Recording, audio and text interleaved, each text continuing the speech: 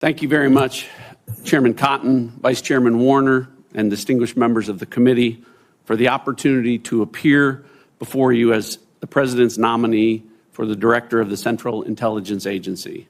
I've enjoyed meeting with each of you individually, and I look forward to answering your questions today.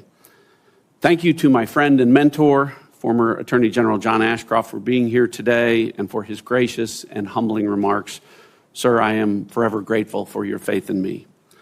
Thank you to Director Burns and your excellent team at the CIA for your commitment to a smooth and professional transition. I'd like to recognize my amazing family, my wonderful wife, Michelle, our 2 daughters, Riley and Darby, my 5 brothers and sisters, and watching from above, my parents, Bob and Kathy Ratcliffe. I simply have no words to adequately express my gratitude to all of you. And finally, thank you, President Trump, for the great honor of nominating me to lead the world's premier intelligence agency. I am grateful for the opportunity to serve under you once again, and if confirmed, I will work tirelessly to help you protect the American people and advance America's interests.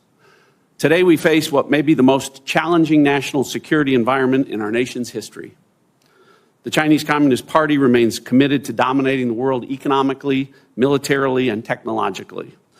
Transnational criminal organizations are flooding American communities with violence and deadly narcotics.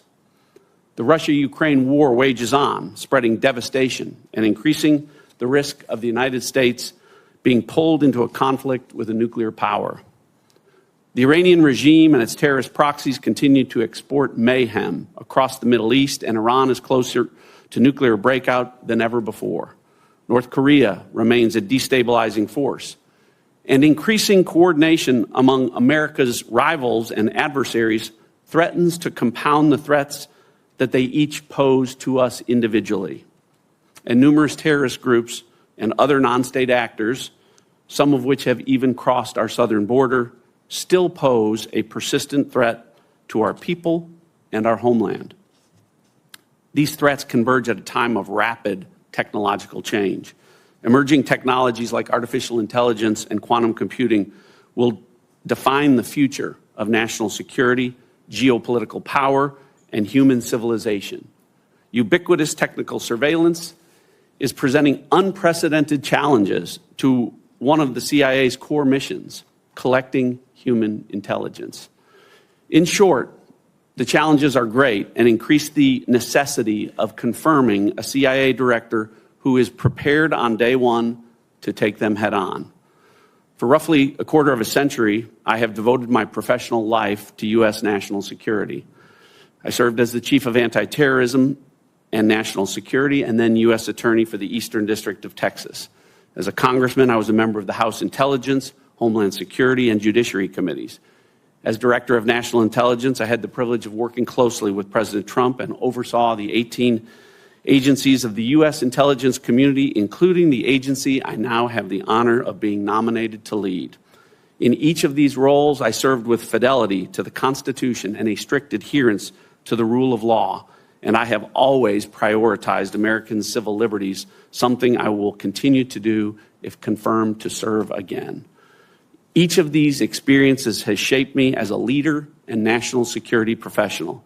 Together, they have prepared me to steer the CIA through a tumultuous time in the world and toward a future in which the CIA's mission will be both more difficult and more indispensable than ever before. If confirmed, my leadership at CIA will focus on setting and communicating priorities and demanding relentless execution. Above all, will be a strict adherence to the CIA's mission. We will collect intelligence, especially human intelligence, in every corner of the globe, no matter how dark or difficult. We will produce insightful, objective, all-source analysis, never allowing political or personal biases to cloud our judgment or infect our products. We will conduct covert action at the direction of the President, going places no one else can go and doing things no one else can do. To the brave CIA officers listening around the world, if all of this sounds like what you signed up for, then buckle up and get ready to make a difference. If it doesn't, then it's time to find a new line of work. We must be the ultimate meritocracy. I will unapologetically empower the most talented, hardest working, and most courageous risk takers and innovators to protect the American people and advance America's interests. And I will not tolerate anything or anyone that distracts from our mission.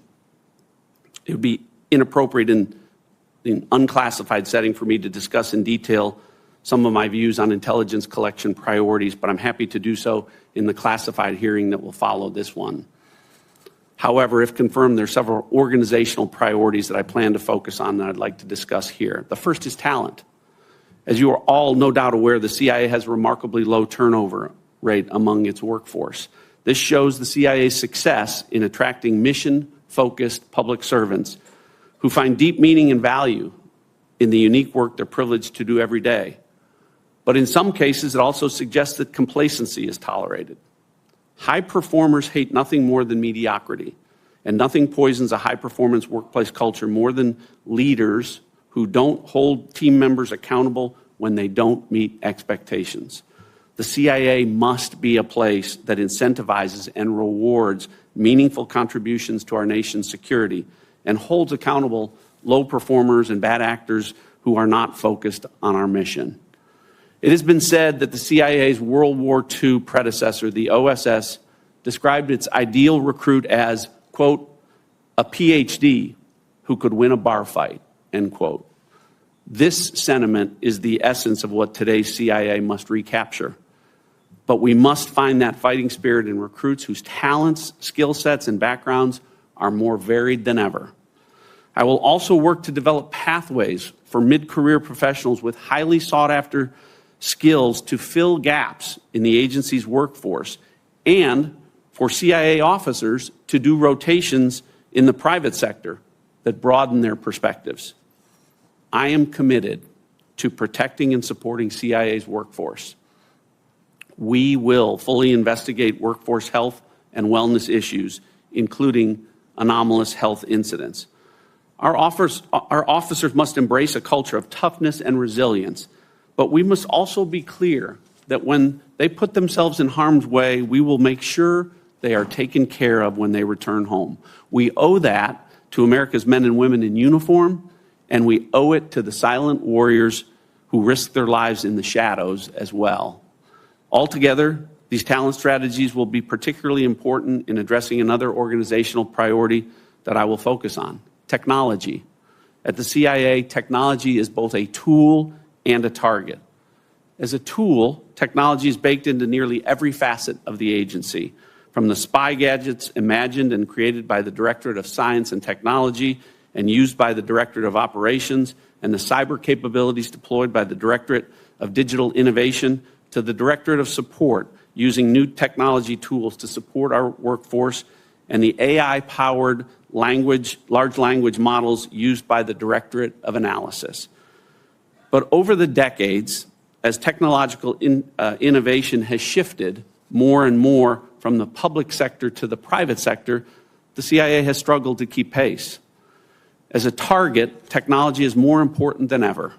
Whether it's understanding our adversaries' capability in AI and quantum computing, or their developments in hypersonics and emerging space technologies, or their innovations in counterintelligence and surveillance. The recent creation of the agency's Transnational and Technology Mission Center was an acknowledgement of that fact, but much more has to be done. Because our adversaries, and one in particular that I will discuss now, understand that the nation who wins the race of emerging technologies of today will dominate the world of tomorrow. Which brings me to the need for the CIA to continue and increase in intensity the focus on the threats posed by China and its ruling Chinese Communist Party. As DNI, I dramatically increased the intelligence community's resources devoted to China. I openly warned the American people that from my unique vantage point as an official who saw more intelligence than anyone else, I assessed that China was far and away our top national security threat. President Trump has been an incredible leader on this issue, and it is encouraging that a bipartisan consensus has emerged in recent years. The recent creation of the CIA's China Mission Center is an example of the good work that must continue. In closing, the agency must provide the President and U.S. policymakers with the best possible intelligence to inform their decision-making in hopes of preserving peace and spreading prosperity. This is our once-in-a-generation challenge. The intelligence is clear. Our response must be clear as well. I'm honored for the opportunity to appear before you today, and I thank you for your consideration of my nomination to be the director of the CIA, and I look forward to answering your questions.